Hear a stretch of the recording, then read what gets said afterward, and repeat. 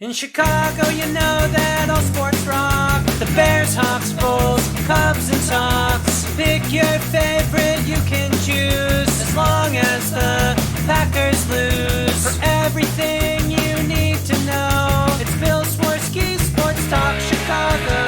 Bill Swerski Sports Talk Chicago.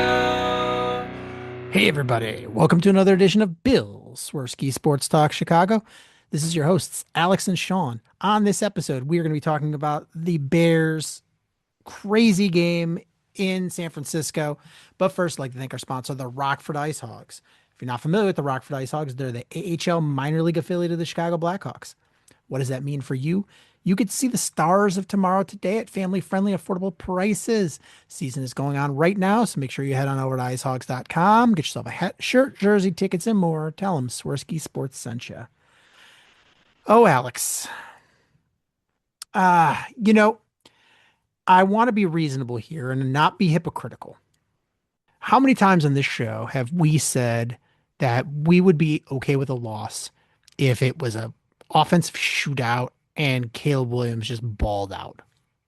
We said that about Caleb Williams. We said that when we had Justin Fields. We said that in the early days of Mitch Trubisky. We've said it plenty of times.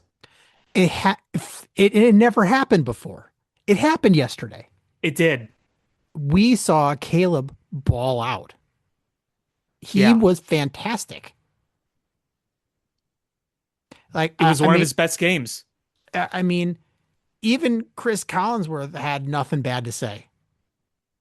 And he loves to talk bad. The only thing that I thought was a little weird was when he said, "Oh, Devin Duvernay was wide open and Caleb had two defenders coming full speed at him right in his face." It's like, okay, that one's a little weird to criticize there. I mean, yeah, if you would have anticipated right away and floated it to him, sure, nobody would have been there, but that was a lot tougher than it looks. And I think that the real big miss was the one, was it Loveland, who was open on the side and Caleb overshot him? Yeah, but I think he had a defender right in his face. I don't know if he actually saw where he was. Yeah, I mean, like a lot of these things are just narratives that have existed, and sports people, once they've made up their mind, that's it. They don't change it. That's why they can't comprehend. Right. Like it's so hard for them to understand the Brock Purdy being the starting quarterback. They're always like, "Oh, is this when we replace Brock Purdy? Can we replace Brock Purdy?" It's because they already made a decision that Brock Purdy wasn't good because he was the last pick in the draft. And it's the same thing. It's like they made up their mind that Caleb Williams was a bust because Jaden Daniels' team was more successful last year. Their stats were around the same. Like the very, very, very similar stats. And they made up their mind that because Jaden Daniels' team had such a market turnaround that Caleb was a bust for some reason. And now that Jaden Daniels has missed most of the season and didn't play that great when he was healthy, and Caleb is balling out, they don't know how to react. They can't fathom this. This just breaks all of their narrative. Like these, I mean, you got to watch these people turn around like the Titanic. Huh. Well, you got to watch yesterday's game, and those weren't just dinking and dunking downfield on a injured 49ers defense. The throw to Luther Burden, that deep touchdown throw where he was backpedaling and he was flat-footed and he launched it half the length of a football field just perfectly into Luther Burden's hands in the end zone. That's an elite throw. The other deep throw where was it Colson Loveland where it was on the free play. He went to his right and he launched it downfield and hit him perfectly. And I think it was Collinsworth that made the nod to Aaron Rodgers on that throw. How many times? And then there was the other throw to Luther Burden where it was third down and he was on the run. It was crazy. How many times over the years have we said man, Aaron Rodgers gets these guys to jump and then has a free play where he throws this bomb and then completes it. You're like, all the time. man, I wish we could have a guy like that. I wish that happened where we could do that. And it happened. And it happened. And we went, oh man, we got this now. We've got this guy. We're at the point And now where yesterday he threw for what? Green Bay Packer fans are going, crap. We are jealous of the Bears quarterback. Now that it's a competition, that they don't have the easy punching bag of Mitch Trubisky or Justin Fields or Rex Grossman or whatever backup that they had in there some of the years, whether it was Jimmy Clausen or Jason Campbell or Brian Greasy. This is a guy. So far, game the big Packers in the Caleb Williams era have gone toe to toe until the end. Like these have been the battles that a lot of these fans have wanted to see between these two teams. And now you're getting that, and Caleb Williams is a big part of that. He's part of this rivalry being truly renewed. And it's a really big thing for football, and it's probably going to be renewed in 2 weeks, which is both exciting and kind of a scary thought. Because these two teams, like I said, they've battled until the very end, and the Packers are still insanely well coached. And I'll get to things in a minute with the Bears, but I mean, look what Caleb Williams can do. Here's the thing is the NFC playoffs are pretty much stacked. Like the NFC is stacked other than whoever wins the AFC South. Like that team is good. That team is bogus. But when you look at the playoffs, you've got the Eagles, who are the defending Super Bowl champions. You've got the Rams, the Seahawks, the 49ers, Packers, and Bears. Like that is a stacked lineup. So your people are like, oh man, we might have to play the Packers in the first round. I mean, there's no chance to play the Panthers or the Buccaneers because one of those is gonna win the division. That's the only way they're making the playoffs. So there's no way for us to play them. So who else is it that you want to play? It's either a team that's just cruising right now or the team that's absolutely decimated and just gave up 287,000 yards to Derrick Henry. And like, I mean, I know that they have the Juju magic, but I think given the choice, the two most likely teams we would play would either be the Rams or the Packers. And I think out of the two of those, I think you'd probably rather play the Packers. Looking at it without any sort of emotional bias, just pure logic. They're a beat up team and you've already beat them. The Rams are the team that, a lot of people thought was going to win a lot of people are predicting to win the Super Bowl. Do you want to face them in the first round? Who would you rather play? A team that's coached by arguably the best coach in the NFL. That's, a lot of people are favoring to win the Super Bowl, or a team that you just beat a couple weeks ago that's absolutely decimated and just gave up 287,000 yards against Derrick Henry. So I want to give my two schools of thought. The first school of thought is, to your point, just purely based on the matchup and the state of the teams. It probably is Green Bay. It's hard for me, and this is going to be my meatballiest take. It's still hard for me to shake the name and who it is. And who's going to be coming back by the time the playoffs start? Obviously not Micah Parsons, but will Tom, their lineman, be back? Will it be Jordan Love or Malik Willis? I would imagine Jordan Love is going to be back.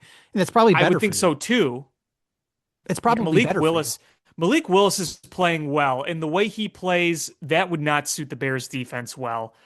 I just don't like that matchup at all if that was him. Um, Here's the other thing, and this is my emotions getting the best of me. It's that thought of what if we lose? If we lose to the Packers in the first round of the playoffs after shocking the world and winning the division, and with all the pomp and circumstance that we had after the insane win the other week, oh my God, we would never ever hear the end of it. It's that natural fear. Now, on the flip side, wouldn't it be great to win? And that really should, the attitude should be about how can we beat them? That really is how the attitude should be. It really I mean, is. that's probably how Ben Johnson is looking at this. So we just beat this team. We just beat this team. We're going to beat them again. And I guarantee you, Ben Johnson has watched the film of the game against the Ravens 7 times already. And he is seeing, like, there's things you can like shore up here and there, but if you can't stop the run, we know this from firsthand experience. If you can't stop the run, there's nothing you can do. The bleeding just doesn't stop. And it keeps your defense fresh. It keeps them from being able to score points. And when you can't stop the run, it puts the pressure on your offense to make a touchdown every time. And you make mistakes. We've seen it firsthand how many times. Can't stop the run. And the other team just does whatever they want. And then your offense starts making mistakes because they're pressing.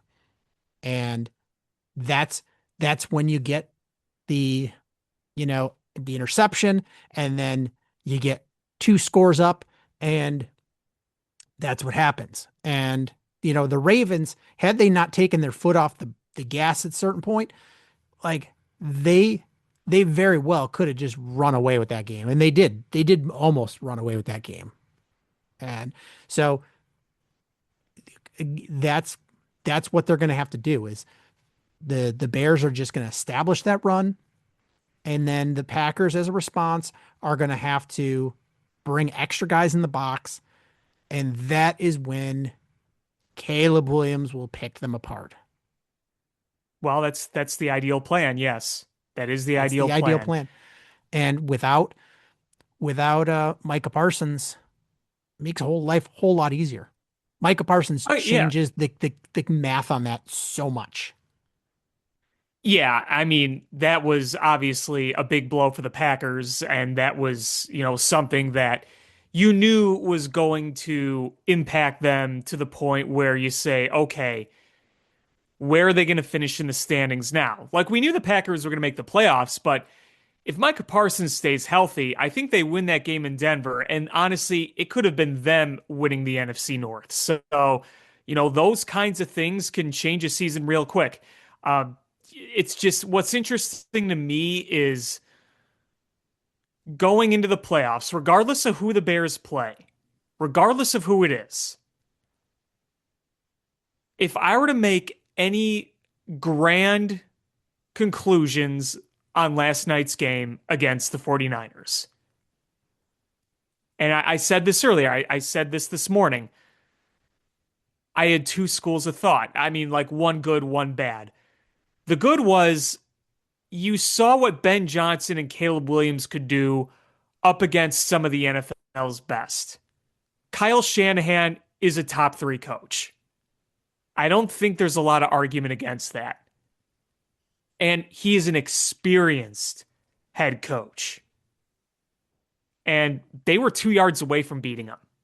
Yeah. And here's the thing is Kyle Shanahan, he's had rough patches. He's an excellent, fantastic head coach. He's had it. You can't be an excellent head coach without going through some trials and tribulations. And Ben Johnson's going to have those, and he's had those at a certain point, various points in the game. I think Ben Johnson's just fantastic and is going to learn quickly from those.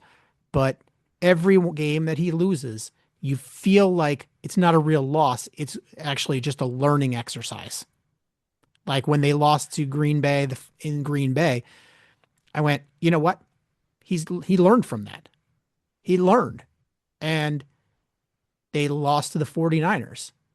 I I think that they know what they can and can't do against the 49ers, and uh and they're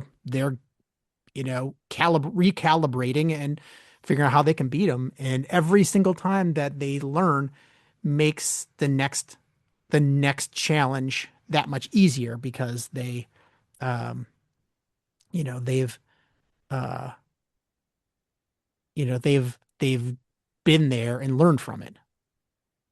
Yeah. I want to look at the other side real quick. The quote negative side is I really don't trust this defense in January. Well, I'm going to put it this way: the Hmm. biggest, the defense stunk. Not even going to sugarcoat it. It's the mobility of Brock Purdy broke them. It's why Tyler Huntley broke them. It is why Malik Willis was breaking them. They can't, they don't have the speed to be able to handle quarterbacks with mobility. And that this time was far from the only reason. But uh they just, you know, the pass rush has not been great. But everything that the 49ers did just negated any little bit of pass rush the Bears could have gotten.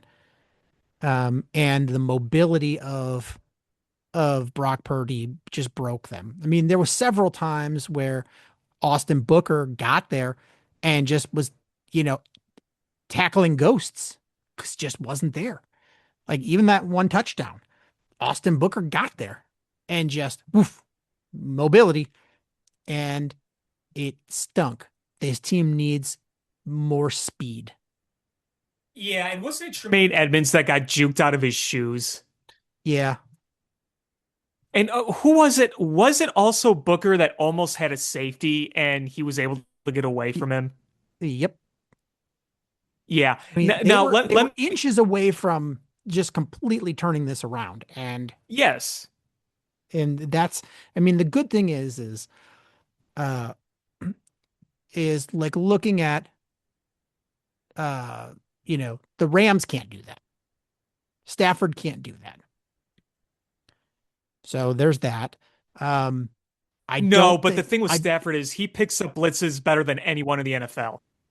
I I don't think Sam Darnold can do that. So it's we're starting to self limit on that. But yeah, the Bears have a huge Achilles heel. Yeah, and let me be clear on one thing. You knew the 49ers were going to score points. That offensive unit, Kyle Shanahan's play calling is second to none. And Like he's in the they were going to zone right now. Yeah. Oh, yeah. I mean, did you see the stat where until they actually forced them to punt, like in whatever it was, the first or second quarter, that was their first punt since November? Yeah. They've only punted what twice in this month, and Yeah. we're at the end of the month. So they've punted twice and both were against the Bears. Like they are just Yeah. cooking. They are in their bag. It is wild how efficient they are. And I've always wanted to have an offense like the 49ers. And you see what they can do even with a lot of their guys out. I mean, George Kittle, imagine if George Kittle was playing yesterday. I Like don't know how much it would have just changed imagine if George because Tonjes did everything, like you're like crap. We can't, that guy is playing Yeah, like George former Kittle. Bear. Yeah, former Bear. There's you can always guarantee there's going to be one revenge game against the Bears from a guy that used to be on their practice squad or Yep. somebody that was in camp with them in the off season. That's how it goes. It's how it goes. But again, like I get that they were going to put up points, but there were moments where you're like, oh my God, like they just could not make any. They were missing some tackles. They just were slow to the ball, and they were picking apart the middle of the field. And Nashawn Wright was getting absolutely walloped that entire game. The biggest problem was that McCaffrey just made these little moves in the hole and nobody could do anything about it. Oh yeah, they had no answer for that. They had absolutely no answer. And a lot of that is just credit to him being a beast. He's a beast. Just imagine what this offense would look like if we had a running back like that. I know people are down on Ashton Genty, Oh but my God. imagine if the Bears got Ashton Genty in the draft with the way this offensive line is working and how Ben Johnson calls plays. Like Ashton Genty would have run away with Rookie of the Year. Oh, Ashton Genty's in a terrible position right now with the Raiders. Absolutely awful. I don't think that's completely a him thing. I think a lot of it has to do with the team he's on. Oh yeah, I mean, they're about to lose their best player. Is I mean, you saw what Max Crosby did after they put him on IR, right? Oh, he's gone. He's gone. There He's is no way he's suiting up for the Yeah, I mean, the guy Raiders again. was so mad that they put him on IR that he posted videos online of him playing basketball and jumping on a trampoline. Yeah, okay, Yeah. which is going to trigger an investigation by the NFL, and it's making him Oh not yeah. want to play. Like, so it's it's Well, he's been frustrated all year. You could see it. You could hear it. can you imagine if we had a Max Crosby or a Miles Garrett on this team? If we had that, I think we'd be going to the Super Bowl. Yeah. You're just you it's really hard to win in January when you can't get to the quarterback. It really, really is. And that's what they've got. I like Austin Booker. I think he's going to be a pretty good player. Um, when he was drafted, everybody's like, "Oh, he's like 2 years too early," and um, so I think next year you're going to see him be the start to become a dude. Montez is fine. He's It's just fine, but he needs a compliment. Like a legit compliment. yeah, I just they need a beast, and They need a game wrecker. I Just an just don't. absolute game wrecker.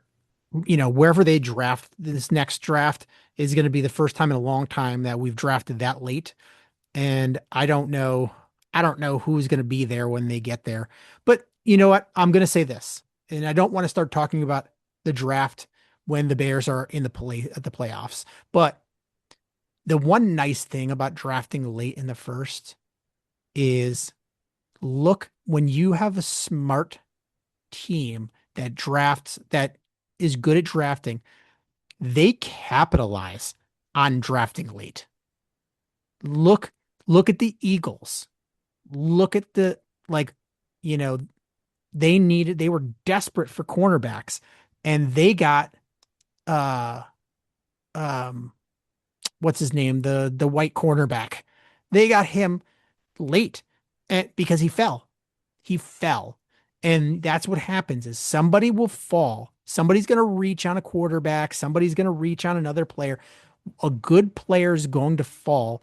And if you draft well, I mean, the Eagles, they've made like a killing on that. That middle linebacker who's a stud, he fell because he was injured. But at a certain point, you go, well, I don't care. I'm drafting 25th, 28th, whatever. Because who cares? Like, I don't, when you're drafting third, you've got to hit a home run. Like you have to. And you're locked into a position where if you don't take a guy that everybody already thinks is a dude, you are going to get beat up. But if you're drafting 28th, 29th, 30th, 31st, and you take a flyer on somebody, if all right, nobody cares. Nobody cares. And Well, that'll be nice when the Bears have uh a later draft pick is they don't have to hit a home run and there's going to be less scrutiny on it. They can they can get somebody that falls and really go best player available. yeah, and from what I understand, it's a pretty deep draft when it comes to that position. So that's another good thing too. Even if you do go out and draft, I do think you got to at least kick the tires on a guy like a Max Crosby because that is a guy you know who is elite and you plug in and you make a statement right then and there. I mean, look what the Packers did. They smelled the blood in the water with the Micah Parsons situation in Dallas and they pounced. And we did the same thing with the Raiders when we got Khalil Mack back in 2018. They took advantage of a situation, and maybe you go ahead and do it again. Because guess what? Going into 2026, there is going to be no more, well, this was a building year, this was a evaluation year, this was gravy. Next year, the one and only goal should be the Lombardi Trophy, Yeah. and you I mean, should go for it. when Ben Johnson came in, we all went, oh, okay, leeway. That was a terrible team. He needs to tear it down and rebuild. And he came in and was like, no, we're ready to win now. And they're winning right now. And, there's the good thing is I know the Bears are a flawed team. And if I'm putting money down, I'm not putting money on the Bears to win the Super Bowl. Neither am I. Neither am But I. but is there a juggernaut that you're like, like the Chiefs of the last few years or the Eagles of the last few years? Is there anybody like that in the playoffs that you're just like, man, I'm scared to death? Every team has a flaw, like a big flaw. Every team. Correct. Correct. And when you come down to it, you're like, okay, I mean, it really is any given Sunday in the playoffs. It's going to be a matchup type thing. Right. I mean, heck, right now, you could say, even with all the injuries, you can say that the way it's trending, the 49ers are looking pretty good to make the Super Bowl with the way the offense is clicking, the way they're cooking, the way Shanahan has everything, put together for every game. But I mean, look, they have a rough defense too. And you look at the Seahawks. Their defense is really damn good. And they're a really well coached team. Can I say that of all the quarterbacks that you would potentially face, that Sam Darnold is the scariest? No, I can't. And then you look at the Rams. The Rams have probably the MVP in Matt Stafford as their quarterback, and he's won before. I think that is really close to being with the flaws, the most quote flawless team. And what I mean by that is the team to beat. But you know what? They've lost games too. They lost to the Seahawks. They lost to the Panthers. We've seen them lose games. They have a great record, but the games they've lost, they could have easily won all of those, but they've lost those games. So yeah, I mean, here is where a lot of my thoughts come together in this one conflicting circle. Is I want to act like everything is gravy now because in year one, we haven't emphasized this enough, Sean, on this episode. We won the division this weekend. Even though we didn't win against San Francisco, we won the NFC North. Yeah. Did you I think mean, they were going to win the NFC North? no, I didn't. I didn't. Not even a little bit. Not even the slightest bit. And, No. Ben Johnson has done an incredible job. Incredible Mhm. job. And this year is crazy because any other year, what Ben Johnson did would be the runaway coach of the year. But you look at Mike Vrabel did the same thing in New England. And Mhm. the weird guy in Jacksonville has finally figured out how to get their Liam Cohen. quarterback to play quarterback well, and that team is cooking. You could say what they're doing in Houston, like Yeah. they're playing super well. You could say McVay. You could say You could Kyle say Shanahan. Shanahan. Yeah, Like McVay. those, every Yes. single one of those coaches, it has to be considered for coach of the year. So Ben Johnson is fantastic of a job. I mean, the coach of the Seahawks has to be up there. Um, you could probably Sure. have to put what's his name in Denver. Yeah. Like Yeah. there's all of those coaches have a legit, you know, say that like, yeah, I deserve this because there's so many coaches that have done a phenomenal job this year that Ben Johnson gets I wouldn't say lost in the shuffle, but he gets a what he does gets overshadowed a little bit because there's so many good competition for that title. And I don't think he cares. I think he just wants to win. I almost don't want him to get the coach of the year. It's that weird little I, superstition. I know, Matt Nagy got it. Yeah, exactly. But yeah, I mean, so there's all of that. And then going back to the point I'm making is I just being honest with you, there's a little bit of frustration. And do you know what that frustration is? It's that you don't have that pass rush. It's that you don't have that defense that you could fully trust. Not to say the defense hasn't had its moments. It's generated an unbelievable amount of turnovers. But it's those turnovers, those wacky turnovers that have kept you in games because the other teams are moving the ball. Because the other team is able to get away from pressure if there is any, and they're able to find the holes in the defense. They're able to make some big plays, and you have a defense that could easily be exposed in the playoffs. And here's why that's frustrating. As many good things we see from the Bears, there are some things that have just flat out gone right for them. Flat out gone right. And two of those things that have gone right include the Lions taking a bit of a step back and the wackiness of JJ McCarthy and his injuries that dug too big of a hole for the Vikings to climb out of. Yeah, I mean, honestly, this all four all four teams in this division are good. If you Right. have healthy JJ McCarthy that played like this, like when right before he went down with the final injury, like he was playing well. Yeah, he was. He was. And that defense, they beat the Lions with a quarterback that throw for like 6 yards. What did he throw? Yeah, 50, Max Brosmer. 51 yards? It was like 51 what? yards. It was one net passing yard if you account the sacks. Yeah, it's unreal. And they won. The Lions are a good team. They're just been really banged up. The Bears, if you look at number of games lost to starters, number one in the NFL. Mm-hmm. The Packers have been decimated. This Yep. whole division has been decimated by injuries. Can you imagine if with the health, what this would look like? The NFC is haves and have-nots.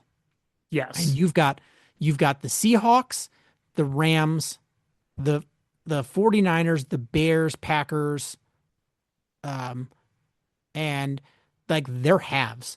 And then there's the Giants and the Commanders and the Cardinals are have-nots. And there's no mediocre teams in the NFC. There's really good teams and there's Drek. And I'm gonna say that the Tampa Bay and Carolina, one of them is going to win the division because their whole division is Drek. Right. Right. Like I think You want to talk about a I team think that fell apart, though. I want the NFL to do something. They'll never do this because they logistically can't. But there should be a challenge button where some team that's really good, that's not going to make the playoffs because some buster ass team is going to win their buster ass division, to go, I challenge them, and if they win, the other team doesn't get to make the playoffs and they get to take their spot. Buzz, buzz, buzz. Because like if had the Lions made that comeback and overtaken the Packers and the Packers didn't make it, they would be absolutely like, oh yeah, I'm challenging the winner of the NFC South, challenging them because they stink. Yeah, yeah. But I guess my whole point into this, to tie this all together, is who knows what happens next year? Look how much changes year in, year out. What if the Bears have worse injuries? What if the Bears just don't get some of those breaks they got this year? I mean, the hope is that Ben Johnson and Caleb Williams is going to make this team competitive, for a number of years. But we know how the NFL works. So while I understand what the season was supposed to be, and it's already exceeded expectations, there's that part of me that just says, man, if we were just short in a few more areas, then I think we could really take full advantage of this magical season and go on a long run. But I mean, we'll see what happens in January. I don't know what's going to happen in January. I truly don't. I don't have a crystal ball, but there's just that part of me that wishes that we were in a better position to take advantage of what's happening. Because again, I just don't know what's going to happen next year. I don't. I don't want to think about it right now. I don't want to worry about next year right now. But the thought crosses my mind because you're going to need to shore up on some of this offense, or on this defense, I should say. And you are going to have to win more games where you're not coming down to the wire. It's not sustainable to do this at this rate, and you can't generate those turnovers at this same rate. No, but this team was abysmal last year, and for a team that does not ever fire coaches mid-season, they fired a coach mid-season. They had 3 different offensive coordinators last year. This team was a disaster, and they have completely done a 180, and they're now a team that people are going, oh crap, I don't want to play this team. So they're still ascending and they're still building this roster. And when you get to a certain point, look at Shanahan. Like they lost Brock Purdy. They lost most of their wide receivers. They lost their two best defensive players. They still find ways to win games. And that's just what you have to do. You just find ways to win games. You're not going to just dominate everybody. I mean, look, the Ravens absolutely dominated the Bears and the Packers, right? Dominated both of those teams. With Tyler Huntley. With Tyler Huntley, as the their quarterback, backup, yes. without their MVP quarterback, with their backup quarterback, with Snoop Huntley. And guess what? They're not making the playoffs. Probably. I don't know. I think they can beat the Steelers next week. Maybe. But I mean, it's going to come. They came into the season as a Super Bowl favorite. Yeah. And so they don't look like a Super Bowl favorite. You look at the Bills. The Bills have just gone through a whole lot, and like the NFL is a funny league, and all you can do is go in week out, be prepared, compete hard, and pray for a win. It doesn't matter what those wins look like. The Vikings, we talked about last year, they had so many 1-score victories. You're like, oh, that's not sustainable. And you're like, oh, see, it didn't sustain this year. They lost their quarterback. They lost 2 quarterbacks. They lost their starter from last year. They could finish 9-8. Yeah, they lost Sam Darnold, who is an MVP candidate right now. And then they replaced him with J.J. McCarthy, who they also lost. And multiple times. And now they're winning with a quarterback that threw for 51 yards. So Yeah, I mean that defense is really, really good, and They're a I good hope Brian team. Flores gets out of the NFC North. I hope I hope both he and the defensive coordinator for the Packers both leave. Yeah, they're both really good at what they do. They are both Um, very, very annoyingly good at their jobs, and you play in a division. Ben Johnson in year one won a division filled with the some of the best coaches in the NFL. You have Dan Campbell, you have Matt LaFleur, you have Kevin O'Connell as the coaches. Not one of those guys is a schlump.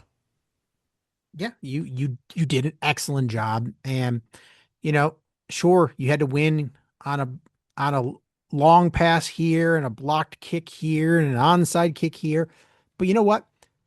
Those aren't luck. Like you make your own luck in the NFL. Like there's a reason why you're like, oh man, why did this go the Packers? I mean the Eagles way. Why did this go the Chiefs way? It's it's they were better prepared and things go the way of the most prepared team. Like that interception for a touchdown, the first score of the game last night, was that luck? No, that was called good coaching. They were prepared. They work on those tip drills.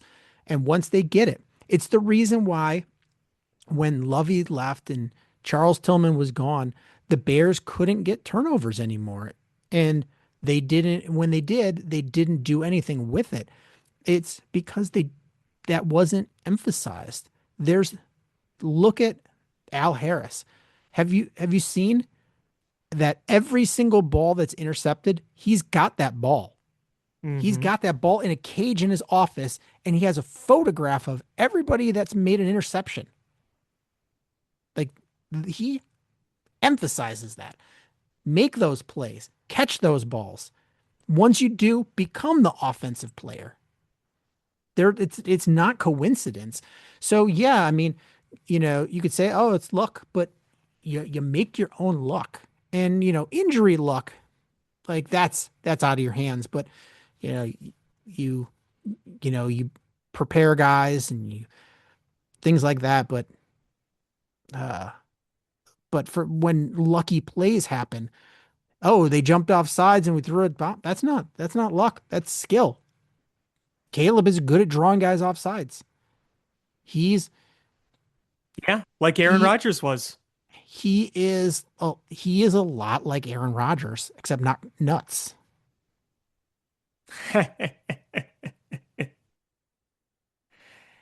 Well, no, you make good points. And I think there was another really interesting point made the other day about the onside kick the Bears recovered against the Packers. They were talking about how Cairo Santos tries to get just the right bounce for that to happen, where it made it harder for Romeo Dobbs to secure it and then was able to bounce to the side. I mean, that isn't just a kick and a prayer. There is a calculation there on how that is kicked, on where it's kicked, how hard, the angle, everything. So those are things they do practice as well, to your point. And we didn't even talk about that pick six on the first play. Th- That was that was insane. And you're right, they do practice that stuff. And a lot of those interceptions, I don't want to just say they're all fluky that they just take them away to take away what they've done there because they've done an awesome job. And I think Al Harris is a big part of that. But the odds of 30 plus turnovers back to back years, all I'm saying, is just not that high from a defense. I remember 2018, like how that was a historically good year, and then virtually the same defense the next year. It was still very good, but it paled in comparison to 2018 because you weren't going to play to the same exact level as 2018. So I think there is that balance of giving them credit, acknowledging that they make their own luck. It's just going to be hard to replicate that in multiple years, is what I'm saying, And without drastically improving other areas of the defense. I don't know if you need it though, because I'm going to talk about it one specific player and a trade-off. Nashawn Wright has how many interceptions this year? Was it six or seven? Something like that. he has been a turnover machine. Mm-hmm. But if you look at his metrics as a coverage guy, he's bad. It's not good. Well, we So saw it last night. They picked on him mercilessly. yeah, so that's the thing is he's long and he's he uses that length to get these interceptions and he's been good at that, but somebody's going to pay him a lot of money and they're not going to be happy about it afterwards. And I And like him. that's why I don't want the Bears to overpay. I No. don't. It's so yeah, you might lose some interceptions, but if you get somebody in there that's better cover guy, then you're probably net better off because there's not that many turnovers, but how you're getting, what, one turnover every 2 games, and that's a lot. That's a whole lot. Not even every 2.5 games, but how many times are they thrown to you? 5, 6, 7 times a game. So Yeah. it's being a better coverage guy. It's finding, the right balance will be finding a coverage guy and then teaching them what to do to get those interceptions and be opportunistic. Yeah, I really think that this defense needs more speed. Oh yeah, 100% on every level, every level. And it doesn't help that Kyler Gordon's been out, but even with Kyler Gordon, you still need more speed out there. Um, and you know, I think Grady Jarrett is a one and done. Probably. I think you can Probably. use that money elsewhere. Um, I mean, it just depends on what players are available, what the draft looks like. But there's a lot of things you can do and players you can get rid of and rebuild this. Um, they rebuilt the offense. I think I think they need to rebuild the defense. Yeah, big time. Big time. Because the way I phrased yesterday's game, my overall feelings was you felt better in the long run with the coaching of Ben Johnson and the play of Caleb Williams and a guy we didn't even talk about yet, Luther Burden, who we hope is okay. It doesn't sound major, but he is going to be an X factor in that offense. He's going to be a problem. He is looking awesome. And not to mention, too, that his rookie counterpart, tight end, Colson Loveland, also looking like a huge part of this. A huge, huge part of this. I mean, right now, it's looking like one of the better drafts in recent Bears history was last year when you were able to get those two and Ozzie Trapillo, who has looked pretty darn good as well. You got to give all those guys a lot of credit and credit Johnson and Poles for finding those guys. You missed somebody. Kyle Monungai. And Kyle Monungai. Yeah. And the crazy part is they'd also drafted in the second round Shamar Turner, and he got hurt. He's out for the Hmm. season. So Yeah. you're going to get essentially another second round pick to come back on your defensive line next year. Yeah, you want him healthy next year, that's for sure. And because he got hurt pretty quickly. Yeah, so they've gained a lot of confidence from me in terms of being able to identify some of those offensive pieces, and not only in the draft, but obviously the trade for Joe Tooney. That might go down as one of the best Chicago sports trades in a long time. You gave up a fourth round pick for him. Can That's I tell it. you a Joe Tooney stat? Sure. He's won the division every single year he's been in the league. The guy's a winner. He's played in how many Super Bowls? Six? I think Won four of 6. them. Yeah. Multiple with the Chiefs, multiple with Patriots. the Patriots. He has blocked for Tom Brady and Patrick Mahomes. His And quarterbacks prior to this were freaking Patrick Mahomes and Tom Brady. yep. So he'll be he's gonna when he goes in the Hall of Fame, he's gonna be like, I protected three of the best quarterbacks to ever play in the NFL: Tom Oh, Brady, jeez. Patrick Mahomes, and Caleb Williams. Boy, I could just hear meatball sauce gargling out of your mouth saying that. Uh, I've got one of those like I've got one of those like fountains with meatball sauce in it. You're like one of those ancient Rome like head statues where it looks like they're It looks like the fountain in front of the Bellagio puking. It's in just Vegas. face. It's the Bellagio.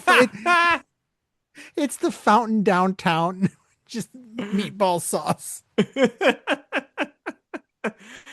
Well, that's what you sounded like.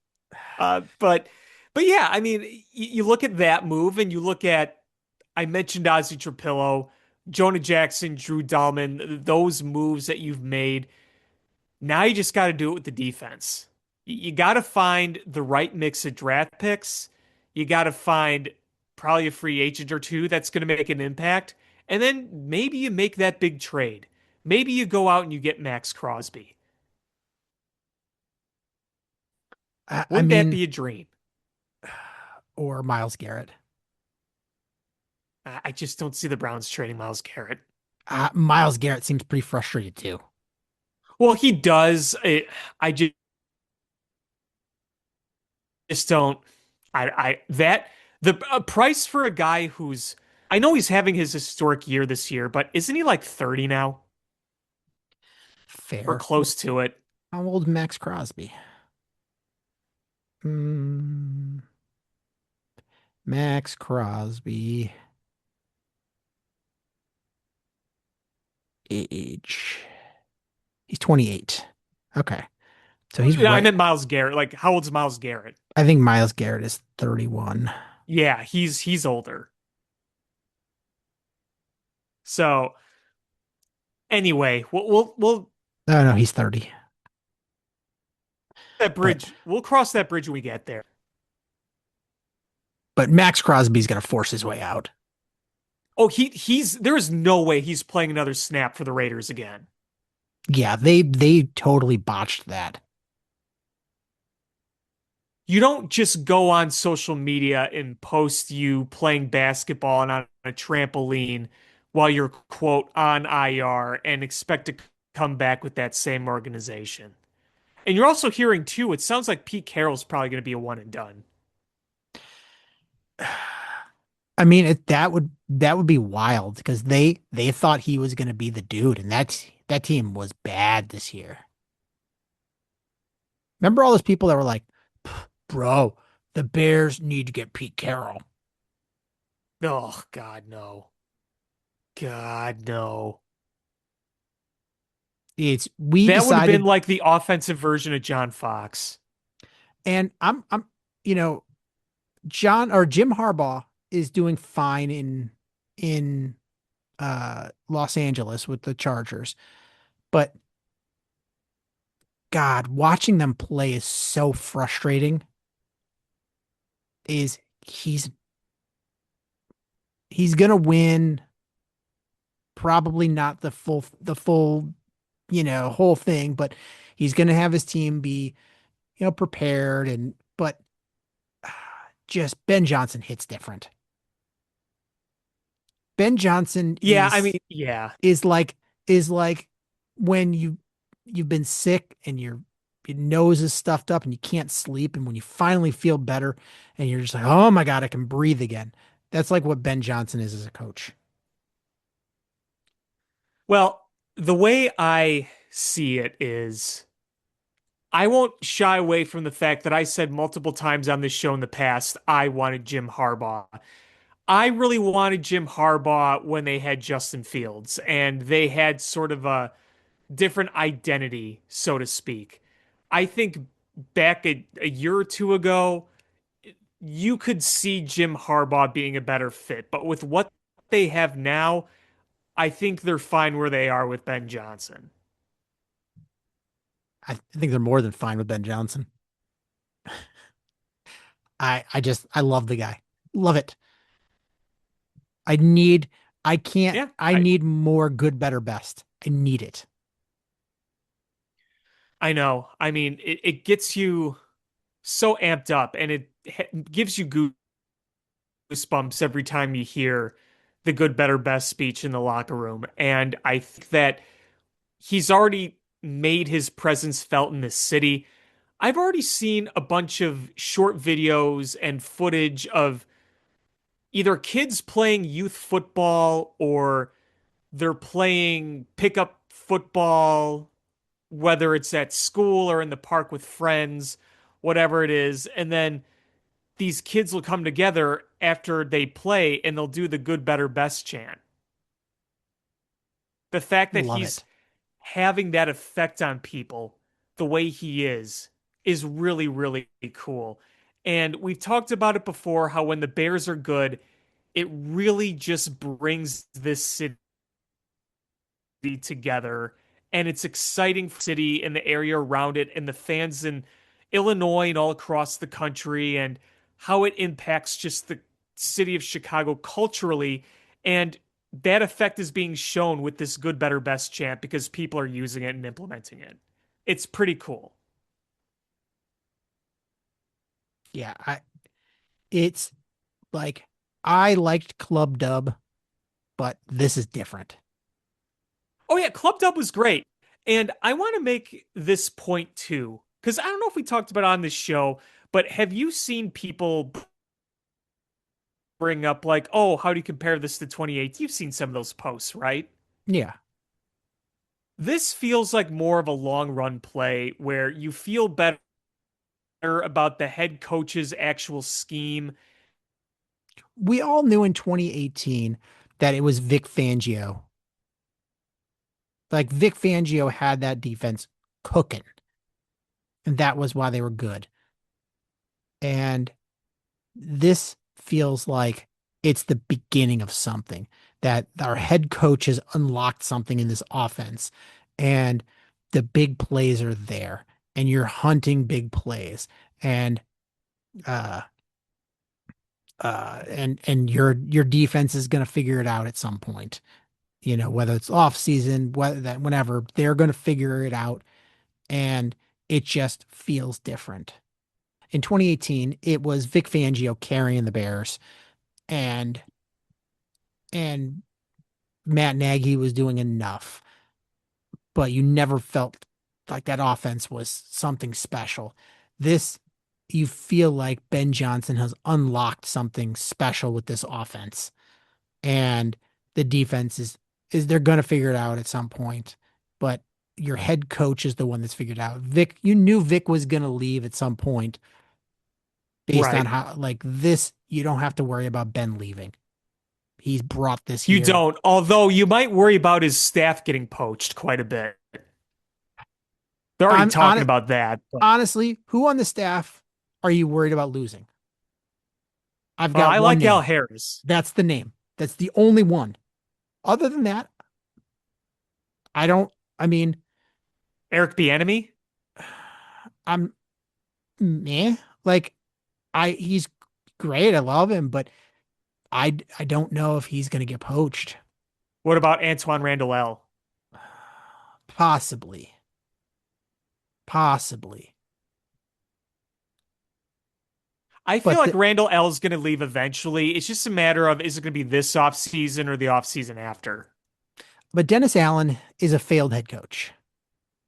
I, I I don't yeah, I don't see him going anywhere. I don't think see him going anywhere. Eric Bieniemy, there's something about him. He was in the media was anointed as this guy that was going to be the next head coach, and just never went anywhere. And I think he's not looked upon super highly. So I think he, maybe somebody brings him in as an offensive coordinator, but I think that might be as far as he goes. I think he's going to be with the Bears next year at least. Yeah, that's fair. I think Eric Bieniemy isn't a threat, in my opinion, to be a head coach, to your point. But again, offensive coordinator, I could see it happening. I'm not saying it's going to happen, but I could see it happening. Yeah, but if you lose your offensive coordinator, they brought in, like, I think you could go get another young guy that's not a play caller, and and make him, bring him to be that guy in there. Like, so if you lose your offensive coordinator who's not a play caller, okay, I'm not that worried about it. Um, Well, if you're talking about Declan Doyle, yeah. yeah, like Ben Johnson is essentially your offensive coordinator. So Declan Doyle, if you lose him, you could. And I'm not saying it's to dismiss what he does or anything, but I feel like you could find somebody else that does what he does, and another young person that. Well, again, and that's to your point, that's the best part about having Ben Johnson as your coach. You don't have to worry about losing your offensive architect. That's your head coach. This this is why I'm not saying it doesn't work, because it can work if you know where to hire the right guys and how to do it, but that's what's tough if you have a mediocre defensive head coach with a good offensive coordinator that you lose, and then you have to find a replacement. It makes it a lot harder. And here's the thing about Ben Johnson is the way he's assembled this staff. It's not like other coaches have where they pick people they know. And if you lose somebody, then you're scrambling to find like, okay, well, who else do I know? And it's tough. Ben Johnson's picking people. He's like, I don't really know these people. I'm picking people that I think are good. And so that makes it a little easier. You're not married to anybody. And two is you've already had success, not only with your team, but your coach is getting a glow up too.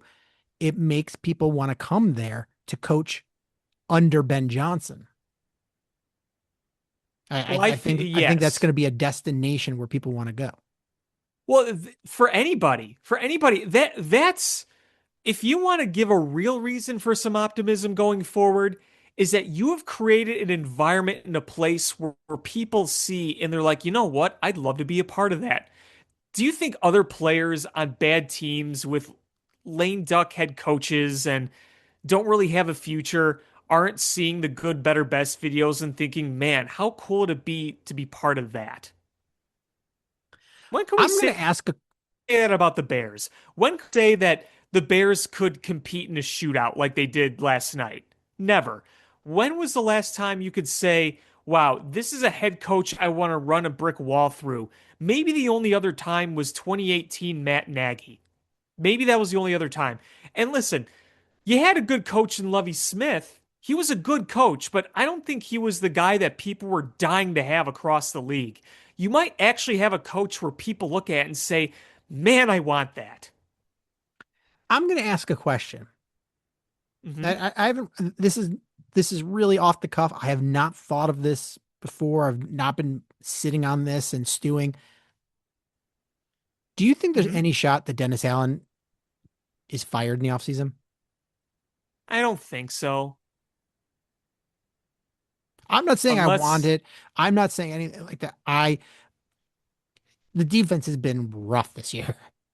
yeah, outside the turnovers, it has. And I can't put all of it on Dennis Allen because I do think there are instances like the pass rush. You just don't have the horses. There's only That's so much you fair. could do there. But one of my concerns with Dennis Allen is that he really his his affection for some of those lumbering slow type guys. And you need more speed. You just do. Now here's the thing.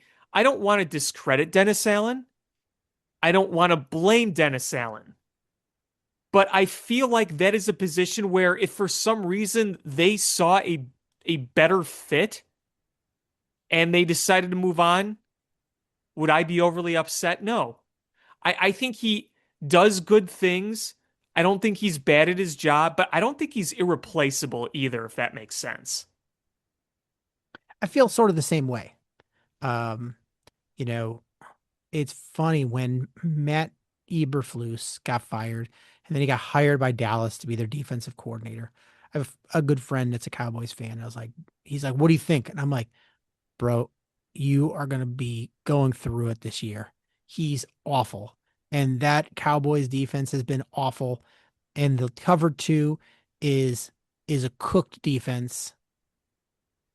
And I think I think the way offenses go, it's we're in a place where things aren't going to change that much, but defenses and the way you attack things are going to change and keep changing, and you can't be married to a system. And the way Matt Eberflus coached and the type of defense he had was it's just not a modern defense. No, and yeah, he did a good job in Indianapolis. He had a lot of success in Indianapolis. But that was prior to 2020 now.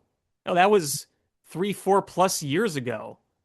And you saw brief success in 2023 when he was the Bears head coach with that defense, but that kind of got exposed pretty quickly. And I think part of it was the fact that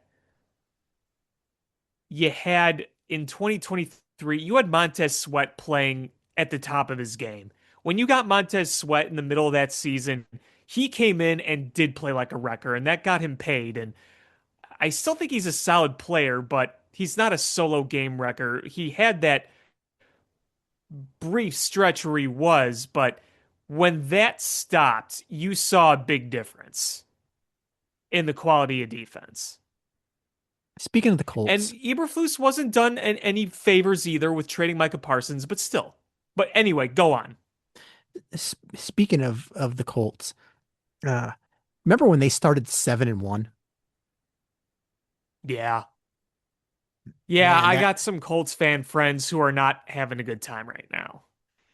no, like it when it's we've gone through that. Like we can relate when you start off fine and then you just go on the end of the year losing streak and there's no stopping of the bleeding. You're just like, make it stop. Get a win somewhere. I mean, the Colts haven't won a game since November 9th. They had a bye week, Yeah. then they lost to the Chiefs, the Texans, the Jaguars, the Seahawks, the 49ers, the Jaguars again, and now they're facing Houston. Probably going to lose in the finale of that. Uh, Not that it but matters for them, they're already eliminated.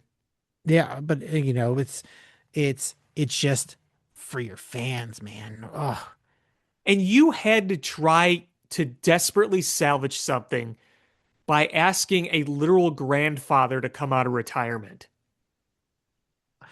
a fat grandfather. And you know what? All the credit to Philip Rivers, because I think he's played as good as you possibly could have, considering the circumstances. Considering you didn't know the playbook or your teammates when you first Yeah. he met a lot of his teammates like 2 days before he played in a game. Yep. Like, it's, and the schedule they played is the Jaguars are good, Seattle, Houston, uh, 49ers. I mean, San I don't know. Francisco.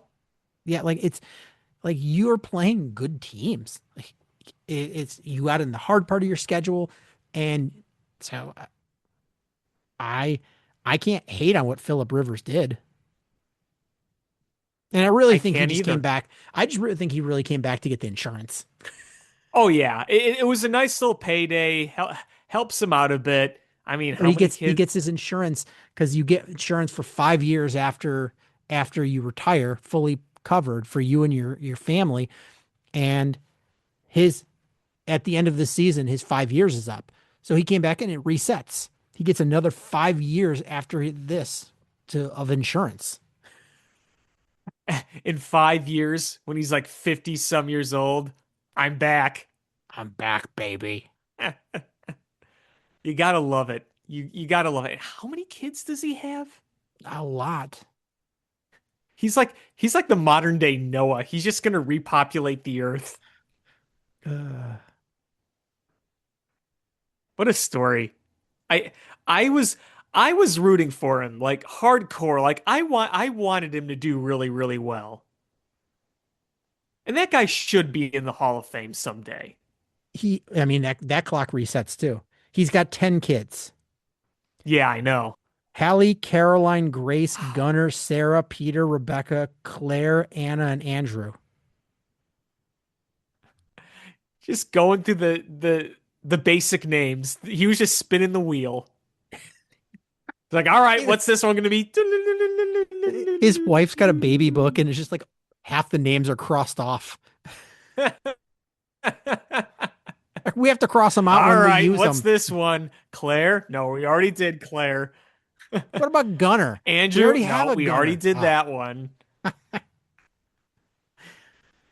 Uh, What about Bruce? Oh, that is funny. the crazy thing is, his grandkid and his youngest kid are not that far apart in age.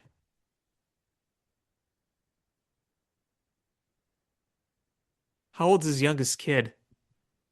Um, two, just turned two. Wow. Wow. How old's his oldest kid? 23. That's what I want to know. Yeah. So So he his has a grandkid, sibling that's 20, well, that's 2 decades older than him. yeah. Well, yeah. So he's got he's got a he's got a nephew that's 1 year younger than he is.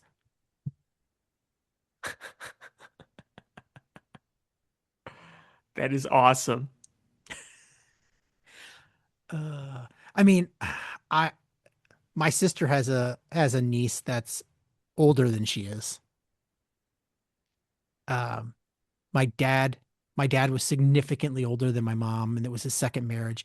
So he had two kids from a previous marriage, and um, the older one had kids.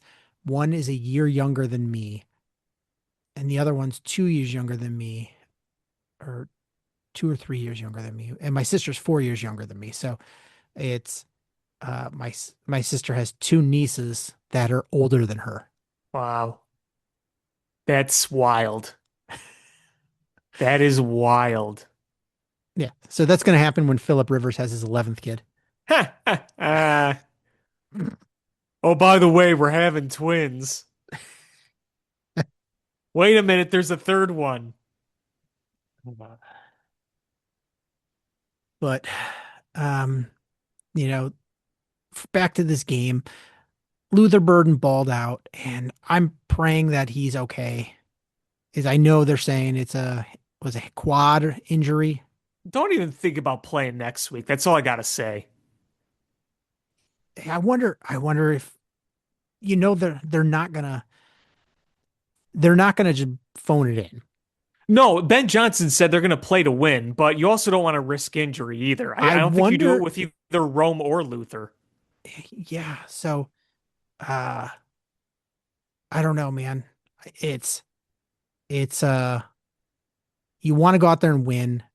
The Lions are gonna go try to beat you, Of course.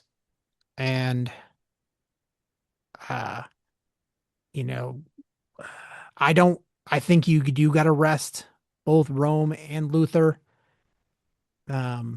And I can't believe they carted Luther Burden off, and I was like, oh Yeah. God, that's an Achilles, that's an Achilles, and and then Adam Schefter's like, they don't believe it's serious. Okay, Well, and he was talking at his locker right away. yeah.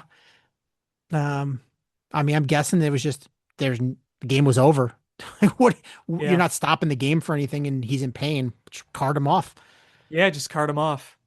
Cart him off. So, yeah, maybe get a bit more Jade Walker in there. That would really, really help his case, obviously, get him some more production. You know, he was part of the action yesterday. Um, so at least there's depth there, and at least it's not a must-win game per se. So I think you try to win, obviously, but you don't have to overdo it with some of these guys who are ailing. And hopefully nobody's sick. Hopefully that flu bug, whatever the hell is going around Hallis Hall, is done. Yeah. I mean, we talk about Darnell Wright didn't fly with the team because he was sick and then flew on a separate flight later and got there that morning and played. Yep. And DJ Moore was sick, and DJ Moore Olamide looked sick. Zaccheaus. Yeah, Zaccheaus didn't play because he was sick, and others Yeah. were sick beforehand. So hopefully that bug is gone. Yeah. Keep drinking your matcha there, Caleb. Don't need you sick. Yeah, do your Zyacam dissolve pills. But yeah, I mean, it's who do the Rams play this week? Well, they're Uh, play aren't they playing they're playing right now, aren't they playing Atlanta? they're playing Atlanta. I think they're going to beat Atlanta. I'm not worried about that. Um, Should. oh, holy cow. Look at the score. Let's It is see. 21 nothing Atlanta. Oh my goodness. Wow. I guess the Rams don't want any part of the Bears. Huh. Goes to show you never know. That's yeah, so maybe so I guess if they lose, doesn't that lock up the Bears? The Bears playing Green Bay? Well, the Eagles have a shot, right? At the number 2 seed. Oh, yeah, that's If right. the Eagles win and the Bears lose. Yeah, so that's what the Eagles do. Okay. Um, oh, and the Eagles are going to win next week. I think they're playing Washington, I believe. Sounds right. Let's see. Next week, week 18. I can't believe it's the end of the year. I The know. Eagles play the Commanders. So they'll beat their ass. So yeah, the Bears gotta win. The Bears gotta win against the Lions if they want to get that 2 seed. I mean, it's a home game either way.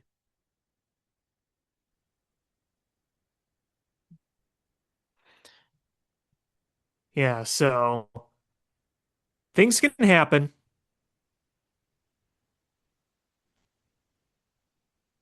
I'm looking at the bracket right now. So the bracket would be um if the playoffs started right now, it would be Bears versus Packers, Rams versus Eagles, 49ers versus Carolina. And then the the Seahawks would play the winner, would probably play San Francisco then after that. In the AFC, we're looking at Denver with the bye, Houston versus Pittsburgh, Jacksonville versus the Chargers, and Buffalo versus New England. Man, the the playoff matchups, I kind of hope it goes this way because there's so much interest. Other than the 49ers versus Panthers, other than McCaffrey playing his old team. Like that one's just a stupid game. Um, Buffalo, New England. That's a division matchup. That's good. Uh, I don't know if the it'd be Pittsburgh who just keeps finding ways to win against that Houston team that's playing tough, and the upstart Jacksonville versus the slow and steady Chargers. Like I think there's a lot of good matchups, man. And the playoffs this year are going to be awesome. Yeah, yeah, there are some very intriguing matchups. You got a few week 18 division winner go homes too. Yeah. I mean, I think Ah, man, who do you think wins, Panthers or uh uh Tampa? I want to say Panthers because honestly, the Buccaneers look completely shot. They look cooked. Yeah. It's wild. What a Um, fall off that was. yeah. Where's it? Where's the game at? It's in Tampa. Carolina has been brutal on the road. They have. I'm gonna say Tampa. I think Tampa's gonna win. It wouldn't surprise me. They look just so bad right now, but we'll see. I think I think the Steelers beat the Ravens, and I think Tampa beats the Panthers.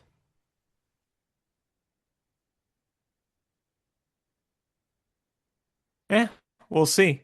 Football, you never know. It's true. Um,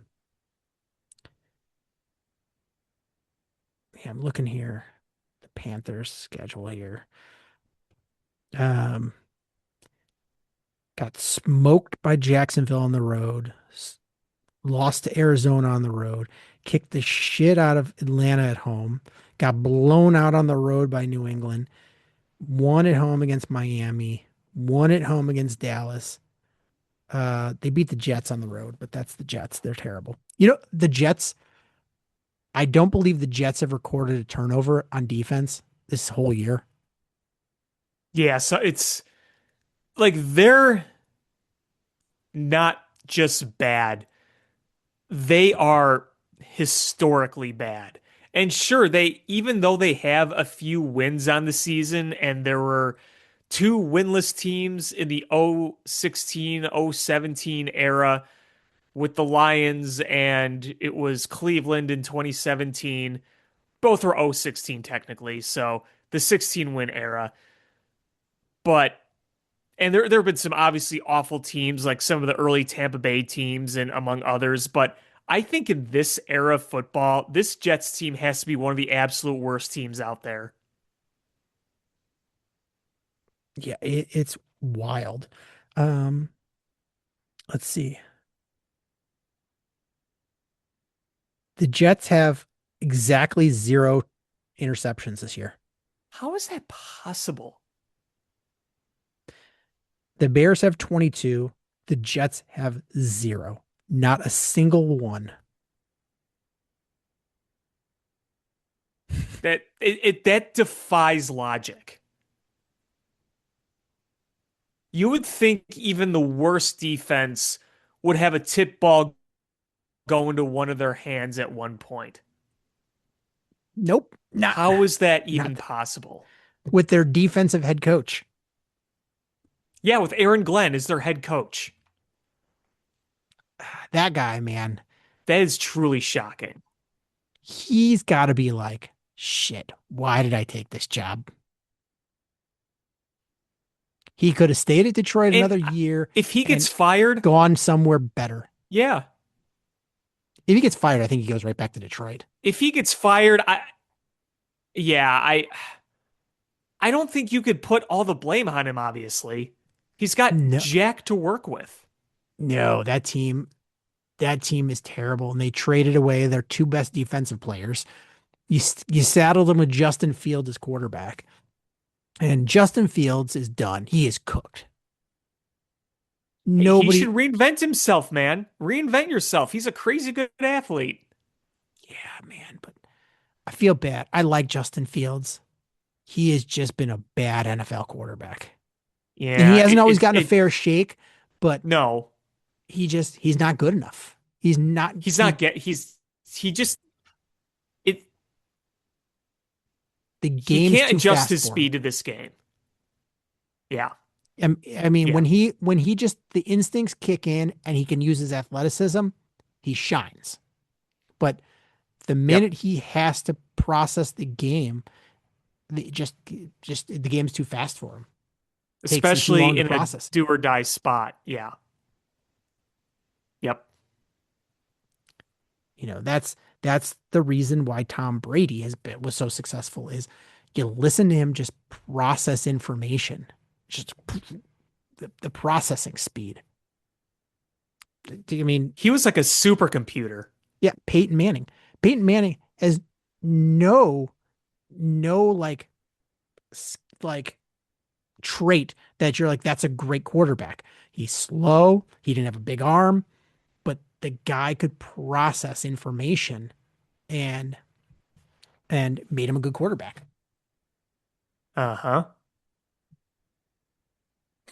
Caleb has a Exactly. cannon of an arm. He's fast. He's one of the fastest quarterbacks in the NFL, and he's starting to figure out that processing. And once he's there, like man, Caleb is just going to be generational. Oh, there's that word, generational. Don't worry, I'm not getting a Caleb Williams jersey because then he'll be terrible. As Yeah, much as I want exactly. one, as much as I want one, not going to do it. Not going to do it. Did you get a Justin Fields jersey? I got a Justin Fields jersey on draft night. You motherfucker. That explains everything. Sean I know. Hutman. I ruined it. I He's ruined it. the kiss of death. It's the reason I don't own a Caleb Williams jersey. As much as I Yeah, I'm want not. one, I can't do it. Let me wear my Gale Sayers jersey and just enjoy that. I got my Gale Sayers jersey. I got my Matt Forte jersey. I got the guys who are established in Bears lore, and that's good enough for me. I've got a Brian Urlacher, a Lance Briggs, a Devin Hester, a Julius Peppers, and a Bronco Nagurski, along with All my good, Justin Fields. except for that one. Everything else, all good. You're good. Yeah, but you know what? I saw a guy that sells nameplates. I can turn it into a Jalen Johnson. And then he will never play well again. That's the reason I haven't done it. Or you could put Fukudome, number one Fukudome as a Bears jersey. Don't put it past me. I might do it. Honestly, that would be hilarious if you did. Or since it's number one, just put Greedo. Greedo number one. Oh, I think Fukudome would be. I told you about like like not far from my house, like down Irving Park. There's like a sporting good, like a sports store, and I've never seen it open. They don't have hours posted, and but you go by and it's Oh yeah, yeah. I remember you telling me about that. and they've got like it's full of stuff all set up like a store, but it's never open. And it's across the street from Dairy Queen. And I asked the lady that owns the Dairy Queen, I was like, you know, you've been here a long time. Like, have you ever seen that place open? She goes, nope, never, not once. And but then you look at the jerseys and stuff and they have in the window, and it's like Rex Grossman, Kosuke Fukudomi. Like you're like, man, these are old as shit. Like It somebody was is just a paying time them portal back to 2008. somebody is paying like a mortgage or rent on this place just to store their Fukudomi jerseys. Yeah, that's all it's made for. Which Fukudomi. This is I own a building to store all my Rex Grossman and Kosuke Fukudomi apparel. I never use it, but I buy it to store it there. It's gonna be worth millions. Yeah, millions. Uh,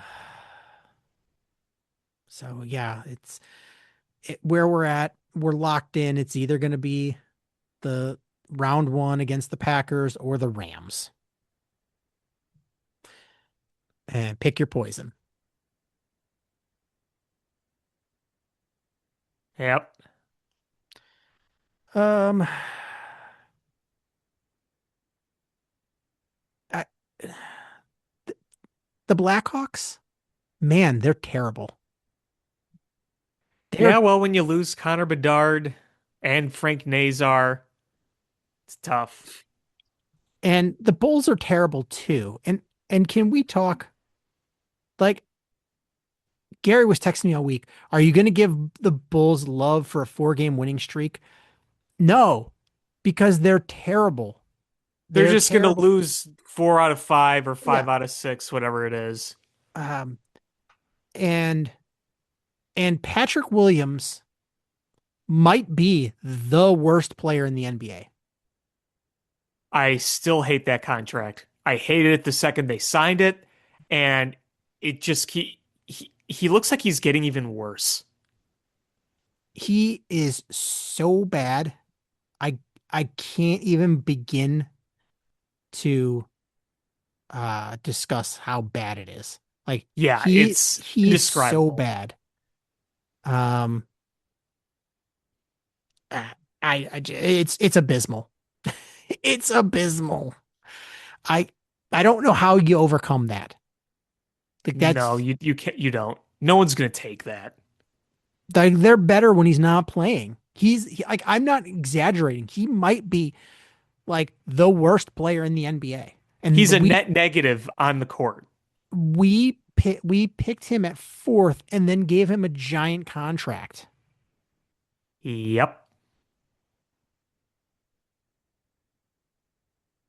Brutal. It was a bad pick, bad result. I mean, the hope was he was 19 and there was a lot of untapped potential, and I held on hope that that would be a thing, and then showed us fairly quickly that nope, it was not meant to materialize, and here we are. Bad. Ugh. I just don't care about this team right now. It was a fun first month or whatever it was, where I was actually kind of invested again, and now I'm like, no, Nope. don't care. Blow it all up. I I I hate having to go through where they win a couple surprise games. Maybe they turned a corner and then they blow it again. No. They're they you can't win by being in the middle. You've gotta you're not if you're not gonna spend, you're not gonna attract the big free agents, then you've got to tank and get a lottery player.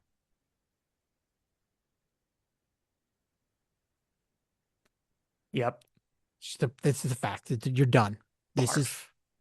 And I know they're not going to do it. How many retools and rebuilds have we They're gone going to through? keep doing it because they keep selling tickets. Yep. They're making a profit. They're like, huh, being middle of the road and then flirting with, the play in is enough to get them a big profit.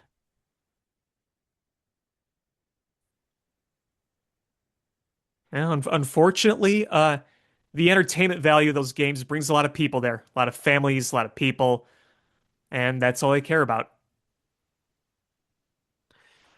We didn't talk about the White Sox made a big signing. Yeah, they made two notable signings, really. Um, they got I'm probably butchering his Murakami. I believe that's how you say it. That I mean, he was a guy that I think a lot of people were really excited about getting posted from Japan, and the White Sox got him, and so that looks like it could be, uh, and they got him for a reasonable contract. It was a very, very low risk move. And for a team where the White Sox are, it makes complete sense to take that kind of, it's not even a risk. It's really No, not even a risk. And you're going to see what he has. And you know what? I think he can hit a lot of home runs in this league. Is he probably going to strike out a lot? Yes. He's his main asset is his power. He's not known for defense. He's has a high strikeout rate in the KBO, but his power is tremendous. And even if you get a left-handed Patrick Wisdom that's going to slug you a lot of bombs at that good of a deal, I don't think you're going to complain much. no, and sneakily, the White Sox are starting to build a roster with some good players. I You got. think they can compete next year. I do. I still think you need another veteran bat. Oh, I agree. I'm not saying they're going to win the World Series or anything, but No, they're going to no. take a step forward. I mean, you've got Kyle Teal. You're going to draft Rock Chalowski, which is such a Chicago name. I love it. You've got Colston Yep. Montgomery, who's, was so hot last year. You got Murakami that you just signed. You'll probably bring up Braden Montgomery. You got Edgar Caro, Chase Mydroth. Um, you've got some young players, and then you've got the young pitching that's ready to come up. I No, I would Schultz is the big one. Yeah. I would really like them to bring in a veteran. You, you know how what the Cubs have done, where they bring in that like a veteran guy that's a low, like coming off of a serious injury, and uh, where if they don't perform well, you're not tied to them, but if they do, you can ride that out. I would like Yeah. to see the White Sox make a move like that, where it's you can anchor some of those younger players, and you've got an extra veteran arm uh, to throw in the rotation that can eat you some innings. I would like to see a guy like that and another veteran bat.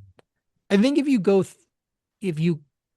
through the rest of the offseason and you bring those two players in, uh, you're right. You're not talking World Series, but you're significantly improved, and you're a team that, is gonna win, some ball games, and you're probably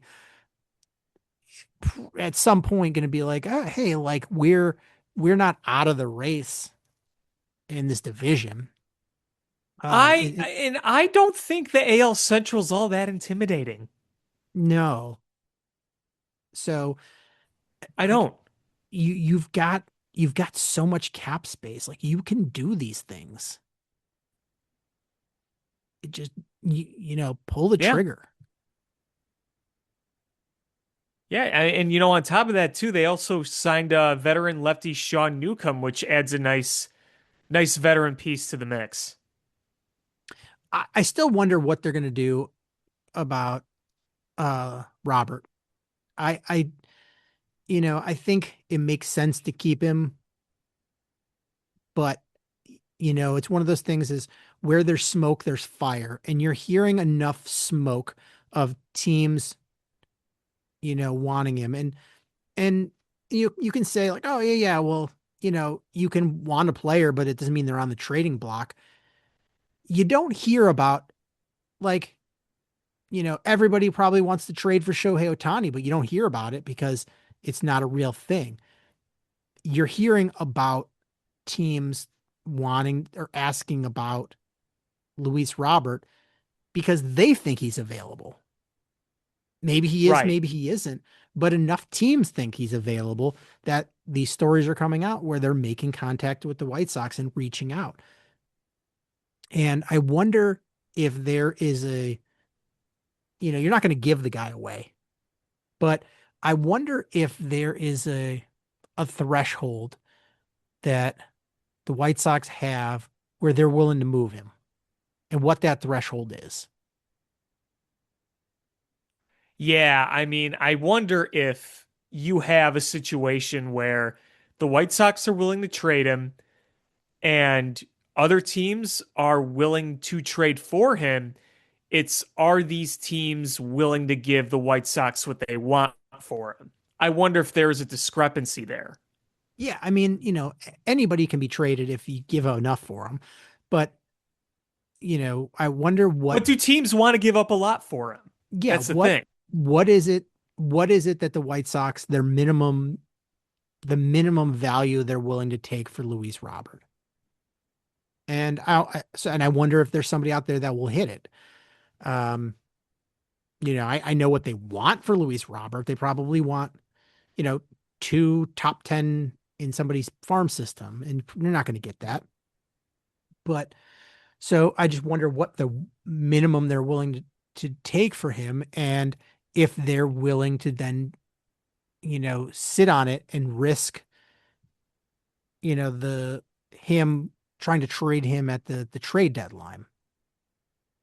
And is he good? Because I don't Right. think you're going to bring him long term. I think you've given him enough leash that it's either short term, trying to get one last opportunity to trade him and get something for him, versus just giving up on him and losing him for nothing. But Right. I don't think you keep re-signing the guy. No, I don't think so either. Although there's talks that they might bring back their old third baseman. Yeah, don't do that. I wouldn't do it. That's the rumblings I've heard. I've heard, yes, I've heard that too. Um, I think that would be a bad idea. I agree. I think it just No need for it. no, and not even like shitting on him as a player. Just like you've rebuilt the culture. Why do you want to backtrack? Exactly. It's one thing if they were winning and then he was not a good player on a winning team, and then they brought him back for a reserve role, but they liked the presence he brought. That was a toxic culture, and why would you want to bring back a player from that culture? Exactly. Like it just doesn't make Exactly. sense. Like, Yeah. anywhere else he signs, all right, cool, whatever. But just I don't see the White Sox. It just doesn't seem productive there. No. No. But I think there's exciting things in the horizon for the White Sox. It just sucks that they still have shitty ownership and they're not going to open up the pocketbook, because I think if you do spend a little money, there's you could make this team pretty darn good. Yeah, absolutely. Absolutely. Um, you know, looking at the the remaining free agents, um, I think you're good at catcher. Uh, like where the what pitchers are still available? Let me look here. Ba, ba, ba, ba. I know like the Walker Bueller types are still available. Obviously, some of the Japanese guys, Yeah. which is another Y- topic for the other Do you team know? here. Um, just I'm gonna throw a name out there for the White Sox. Two names: Justin Verlander and Max Scherzer. as soon as you said Justin Verlander, I knew who the second one was going to be. I, those are your veteran guys. Pay them. Like they're not long-term deals. It's probably going to be a 2-year deal. If even a 2 year Yeah, deal. you might get them on a 1 year.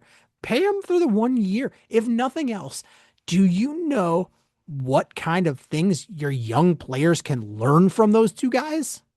That's true. That Like is true. just how to prepare as a veteran, like what you do during your Yeah, what Justin Turner off did for the days. Cubs And last year. yeah, like I think there's like you've got so much money to spend spend it on one of those guys. And they're probably, I mean, it's a low risk for them. They come in, they don't need to perform super high level. It's all just gravy. And if they don't pitch well or they get hurt, like you've got a ton of young arms.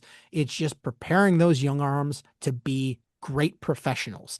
They've already got a lot of young talent. Help hone them. It's like having a pitching coach sitting in the dugout with them, an extra pitching coach, because there's not much No, that I totally agree. Verlander and Scherzer haven't seen or done in this like league. No, there's nothing. And they have nothing left to prove, so why not? Why not live Yeah. in Chicago for a year?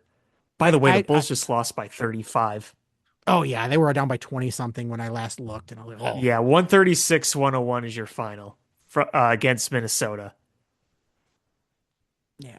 But I think that those grabbing one of those guys would be an, like a smart move. Like it's so low risk. You're just paying them 1 year, maybe 2 years of money, or 1 year with an option. Like for them, like I don't know if any contender is going to be bringing them in So, and it, like best case scenario is what if they pitch really well and your young guys are pitching really well? You could flip them at the deadline to a contender and it's a win-win for everybody. Like, just, I don't know. That's what I would do if I was the White Sox. I know I'm going to hear it from Gary in a couple days. That's the stupidest thing I've ever heard. I think, I think if you're the White Sox, you've got to have a veteran arm, and there's just way worse veteran arms to have than one of those two Hall of Famers. I mean, I think I think if you were to upset any Sox fan with that, it's just out of people being shell shocked from all the has-beens they've had on their team over the years. But I get your point. yeah, I totally get your point. I mean, you're not bringing them in to be your opening day starter. You're bringing them in there to eat some innings and show your young players how to do it. And and if they play well, if they pitch well, that's just gravy. If one of those guys finds his groove and pulls out one of those veteran magic things where they're just like, you know what, I I just throw a lot of junk up there and and every so often I'm able to throw a heater by somebody and get these wins and tough them out. Cool. That's you know, uh, it having that veteran presence is something you need. It's something you need for a Yep. young team and a young manager. Yeah, no, that's true. I, but that's and then I'm trying to think of you know what what position player would be a good pickup. Alex Bregman. They're not big enough. I'm thinking more like a Randall Grichuk. Um, Yeah, I mean, realistically, yes. like a Randall Grichuk. Like who's an infielder here? Looking Not through, Yoan Moncada. yeah, not Yoan Moncada. Um, Re-signed Tim Anderson. he's available. That dude got his skill punched out of him. Yeah. Um, That's pretty unbelievable. He went from a like a face of the league, a shining star to just he's probably gonna be playing overseas next year. man, there's not a lot of veteran bats that I was gonna say he sung Yeah, it's Kim, not the but most he exciting signed with Atlanta. Um, pickums. wow. Orlando Arcia. Ugh. I don't like it. There's not a lot of. You're gonna torture this yourself looking at this list. I really am. I'm looking through it and I just like I wish you could see my face looking at this list. It looks like I just smelled the worst fart ever looking at this list. Bills No one fan puking. Bleh. no wonder like there's not a lot of movement because there's just crap. Like third base, there's Bregman and Suarez. And then crap. John Birdie, Yeah, that's rough. Kike, 35-year-old Kike Hernandez. Yuck. Like out your left fielders. Um, Jesse Winkler. That's like that might be your best left field. Michael Conforto. Oh my God, that's a name that I could see the White Sox signing. Michael Conforto. Uh, Oh, he's available, isn't he? yeah. Um, they just missed out on Christopher Morel. Center field. Let's see. Harrison Bader. After that, like you might be looking at Alex Canario. Oof, Didn't he sign overseas? I think he signed over. I don't. I think he's not even in the league anymore. maybe. And then right fielders, looking at this list, take away Kyle Tucker. You're looking at like Mike Talkman, Max Kepler, Starling Marte, Randall Grichuk, Jason Hayward. He's retired. Oh, did he retire? Okay. He's not playing anymore. That takes away somebody with a positive WAR. And then your DHs, um, Andrew McCutchen. Not the He's worst. about to turn 40.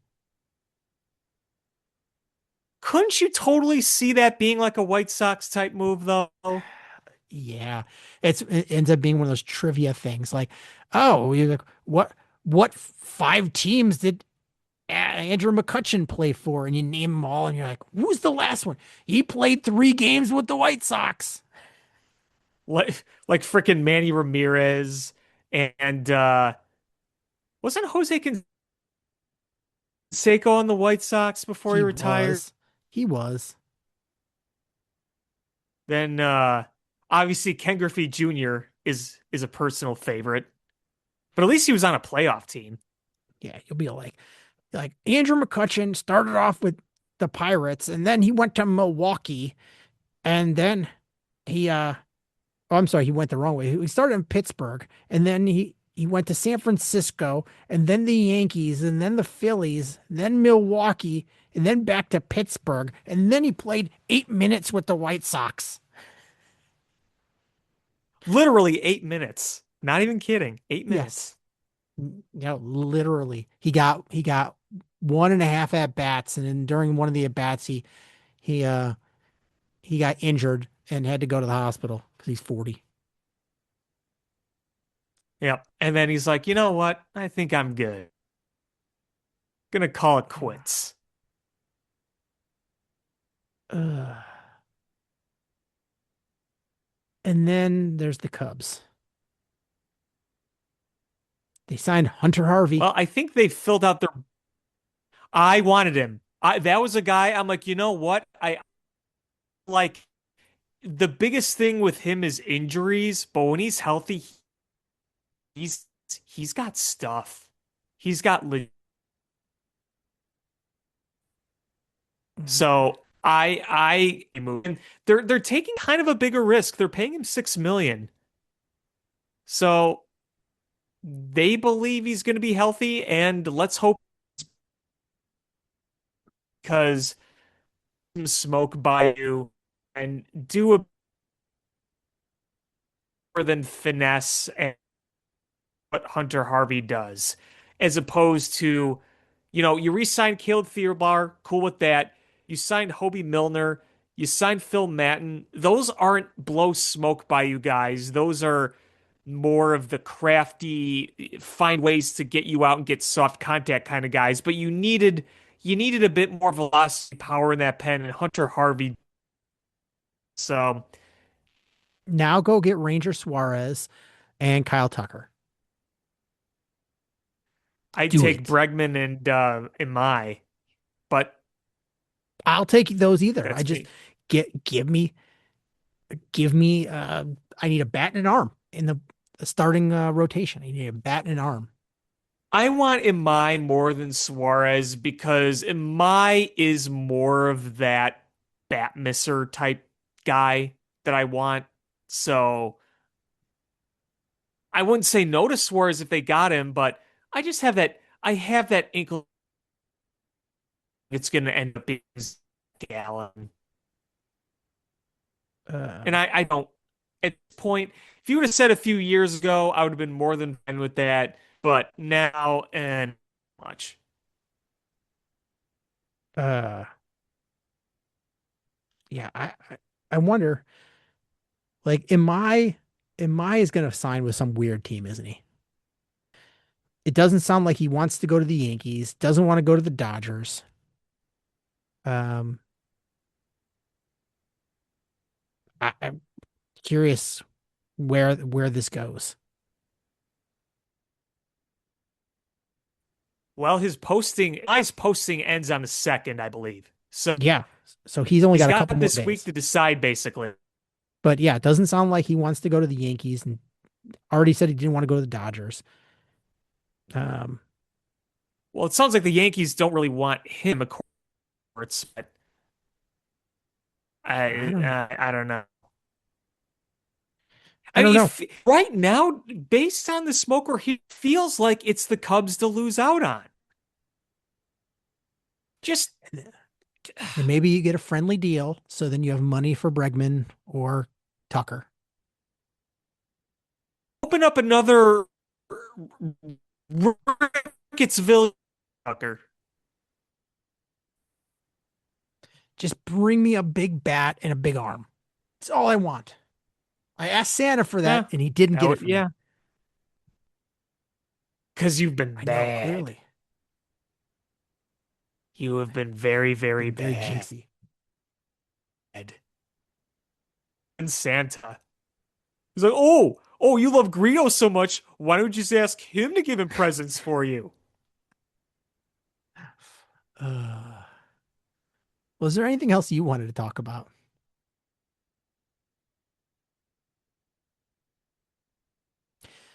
Well, that's going to do it for this episode of Bill Swerski Sports Talk Chicago. I want to thank everybody so much for listening. Please hit subscribe however you listen to podcasts, whether it's iTunes, Stitcher, YouTube, Google Play, Spotify, etc.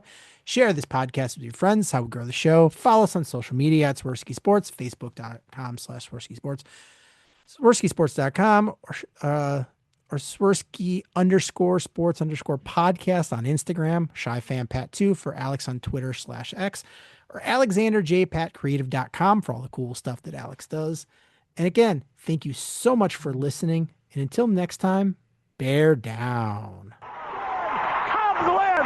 What a lucky break! The good Lord wants the Cubs to win! We thank Ditka and God for all they have provided. Cubs win! Cubs win! Cubs win! Oh, I don't want her. You can have her. She's a Packer fan. She can't fit in my van. And she looks like number New Yorkers. Smoking crack is not legal on planes.